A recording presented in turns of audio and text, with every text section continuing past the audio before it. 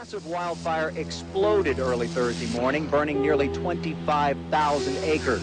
The fire has forced new evacuations this morning. The fire moved up a ridge line and then caught the Santa Ana winds perfectly. In the summer of 2008, nearly 2,000 lightning-sparked wildfires scorched over 1 million acres across California, destroying hundreds of structures and impacting the lives in the surrounding communities forever.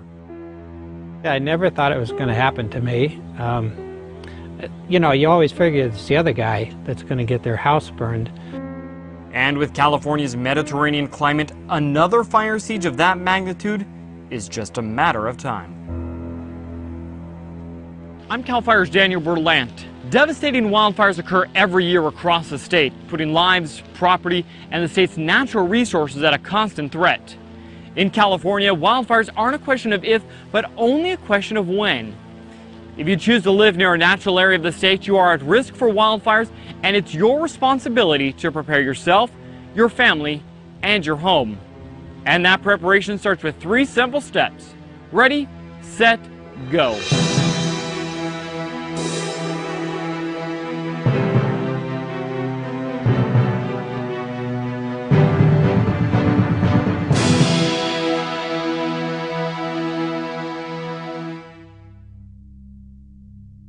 Getting ready before a wildfire happens is a vital first step in protecting yourself and your property.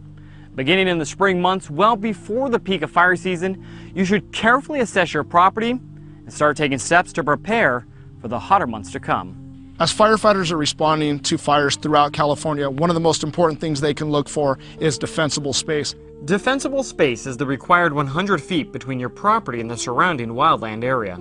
Defensible space has consistently been shown to be the best, most practical first line of defense for your home against wildfires. Adequate defensible space provides a barrier to slow, or in some cases even halt, the progress of fire that would otherwise engulf your property. It also helps ensure the safety of firefighters while they defend your home. I'm going to have to go to homes that provide some type of clearance for my firefighters. I cannot go to a home that has brush and everything growing right up to it. I've got to pick a home where I can safely make a stand, and if we get stuck there, that we can survive it as well. When the destructive lightning siege fires burned throughout California in 2008, defensible space once again proved to be a key element around the homes that survived, while many homes without adequate clearance were not as fortunate. But defensible space isn't the only factor in protecting your property. Another critical step is hardening your home. During a wildfire, loose flying embers can find weak points on the outside of your home. Hardening your home means reinforcing these vulnerabilities. CAL FIRE Battalion Chief Nick Schuler demonstrates some of the components of a well-defended home. As you see here, they have an excellent green belt around their home. All of their trees are limbed up, so there's no dead and dying vegetation around their home.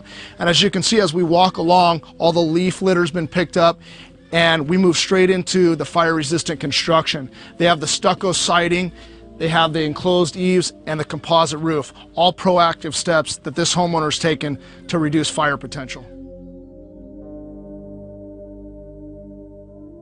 Now that you have your home ready for a wildfire, it's time to get set by preparing your most valuable assets, your life and the lives of your family.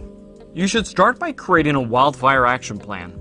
A wildfire action plan gives you and your family a chance to plan out and write down important information and special preparations that you'll need to take as a wildfire approaches.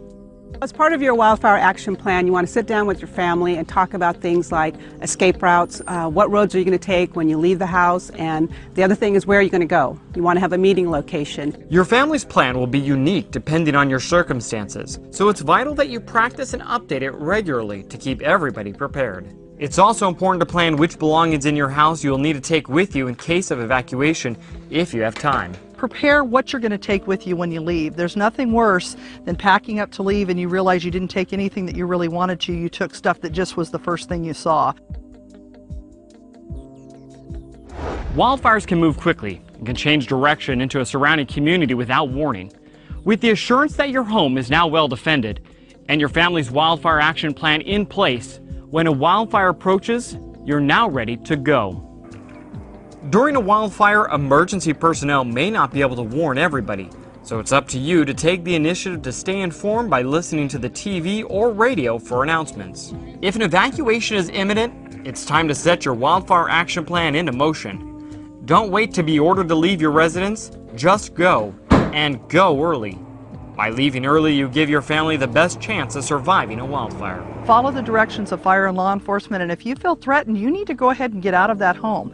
We have a lot of systems in place to notify you of that, but you have to be willing to get out and get out early.